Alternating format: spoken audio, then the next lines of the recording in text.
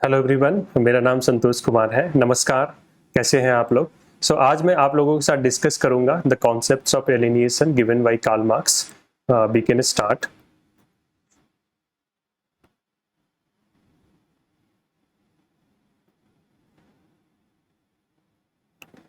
So first of all, in any concept in sociology, we need to define it.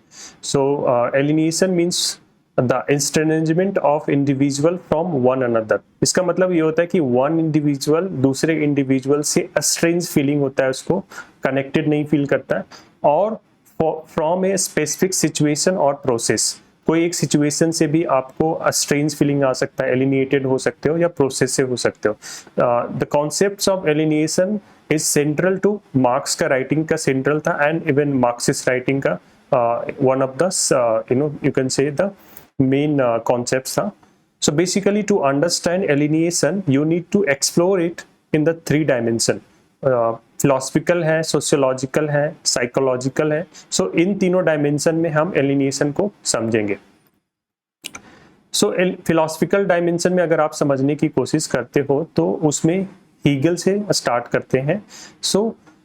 Hegel says that the movement of ideas through history and their externalization, objectification and reappropriation in knowledge that provided Marx with his revolutionary imperative. So Marx का जो alienation का concepts है, it's coming from Hegel, and Hegel का जो main था कि idea is the basically idea क्या है कि आपने Hegel ने बोला है कि God is nothing but it's a externalization and objectification and reappropriation of ideas. Basically human being अपने ideas को externalize करता है, objectify करता है, and then reappropriate करता है। So मार्क्स ने क्या किया? Marks turned Hegel on his head. He said कि Hegel is standing उल्टा। Basically Hegel ऐसे है, तो he said कि आपको सीधा खड़ा होना पड़ेगा क्योंकि matter is supreme. So he says that कि पहले मैटर आया और उसके बेसिस पे आइडियाज आए। So building a materialistic vision Marx ने करा। Marx argued that labour defines the species being the needs, powers and potential of human beings. So you can understand कि जो भी जैसे कोई काम करता है तो उससे जाना जाता है कि he is doing, for example if he is a teacher, so everybody knows कि because he teaches that's why उसका ऐसा आइडेंटिटी है, और उसी के बेसिस पे उसका नीड्स होता है, पावर्स होता है, and potential of human beings होता है। इवन एक आईएएस ऑफिसर है तो उसका नीड्स भी कहीं ना कहीं because the way the power he has, everything comes from labour. So it is a human labour power that is externalized and objectified in the form of material object and social relation. So you can easily understand कि any job में अगर आप हो, for example teacher है, तो उसका अलग material social relation होगा, आईएएस का अलग सोशल रिलेशन होगा, and everybody has labour power, तो उसको एक्सटर्नलाइज करना एंड ऑब्जेक्टिफाई करके in the form of material object and social relations. Okay, so and finally this alienation of labor dehumanizes people. For example, जैसे कोई बंदा factory में काम कर रहा है, there are so many labor who are working on factory. So one labor is unknown, or you can say isolated from others labors. Why? Because you know the way his labor is commodified and it's traded in the market. So basically वो dehumanize करता है the existence of people itself. Is appropriated on a fully humane basis only with the advent of communism, which represents the complete return of individual to themselves on social beings. So he predicted that कि communism एक ऐसा stage of society आएगा उसमें human being fully basis पे होगा, and which represents the complete return of individual to themselves on social beings. So now we can understand sociological dimension of alienation. Sociology में एक important concept होता है social structure. So basically alienation का sociology में मतलब होता है एक्सटर्नलाइजेशन and estrangement are consequences of social structure that oppress people, denying their essential humanity. मैंने एक कार्ल मार्क्स पे वीडियो बनाया था, उसमें मैंने आपको ब्रीफ में बताया था कि कैसे हर सोसाइटी में Marx is saying that there is a 2 class. ठीक है, so basically the 2 class is social structure. one is proletariat in capitalist society and another is capitalist. So he is saying कि externalization and estrangement are consequence of social structure which is capitalism that oppresses people, denying their existential humanity. Alienation is an objective condition inherent in the social and economic arrangement of capitalism. All forms of production result in objectification, a process in which people manufacture goods that embody their creative talents yet come to stand apart from their creators. So capitalism में क्या होता है कि whatever you are producing, उसमें क्या होता है कि आपका जो क्रिएटिव टैलेंट है उसको सेपरेट कर दिया जाता है क्रिएटर से. सो फॉर एग्जाम्पल एक you can say कि laborers are working in the factory and they are just giving their labor power, their creative potential, and that is expropriated by capitalist.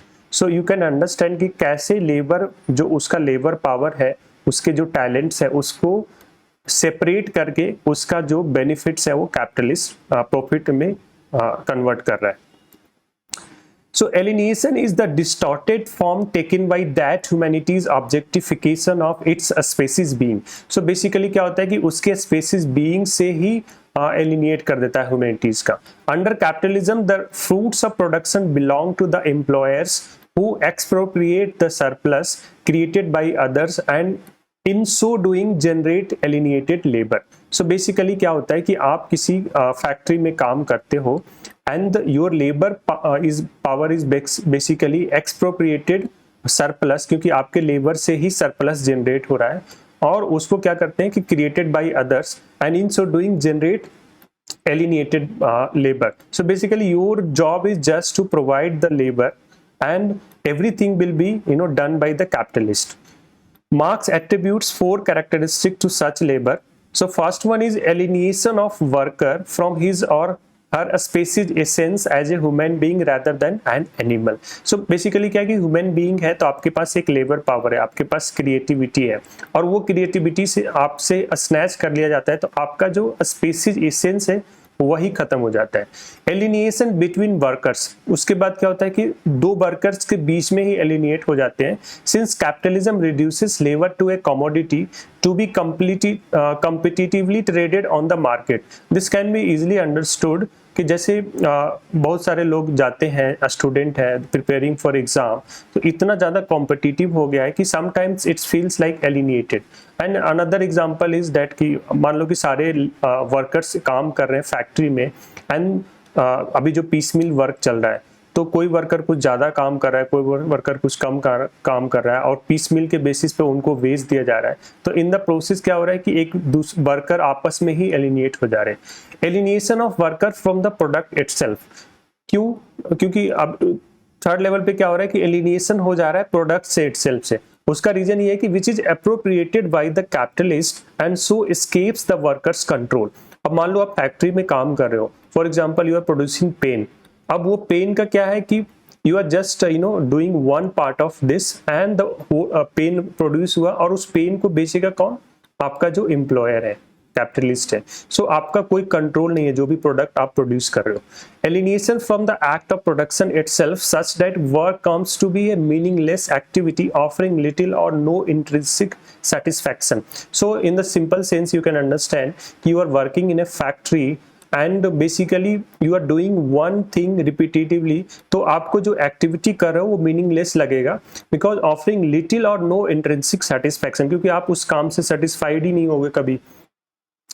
And then now we can understand at the psychological level. So because of these 4 attributes, what happens? A subjectively identifiable state of mind involving feelings of powerlessness, isolation and discontent at work, especially when this takes place within the context of large impersonal bureaucratic social organization. So basically क्योंकि आपको लगता है कि मेरा बस छोटा सा काम है वो करना है और वो रोज का repetitive.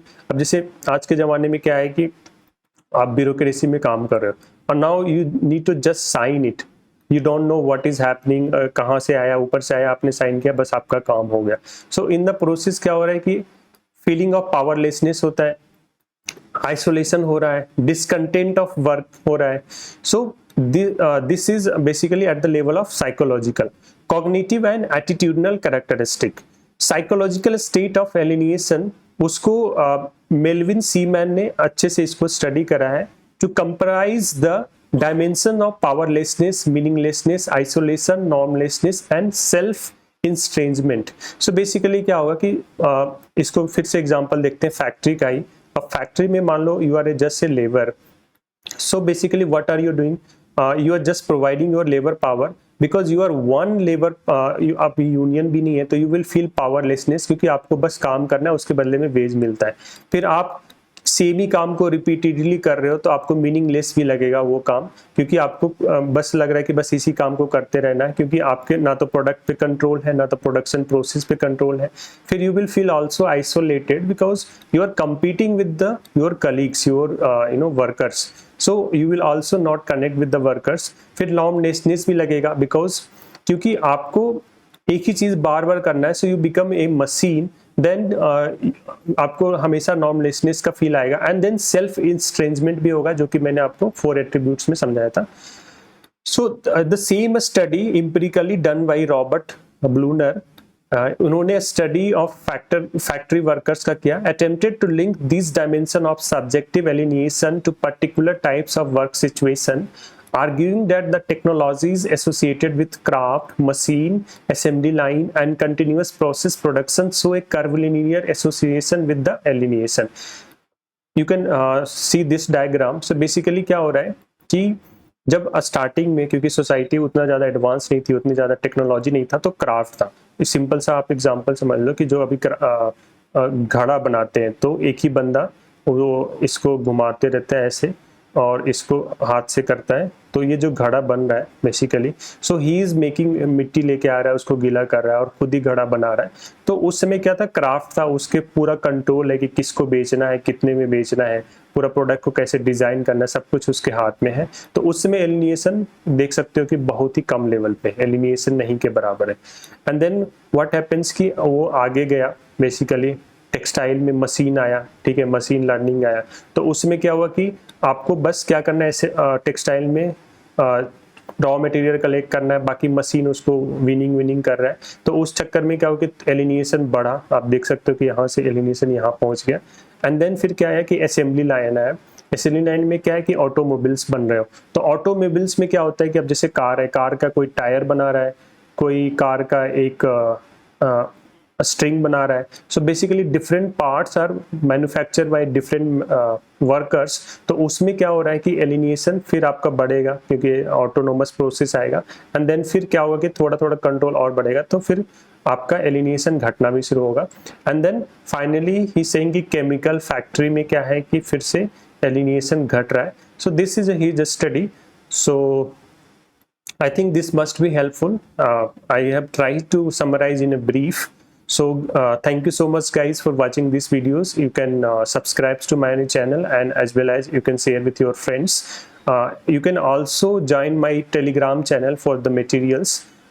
Its user ID is wannabe Santosh. The same user ID is for Twitter and Instagram. So you can follow me on these 2 platforms as well.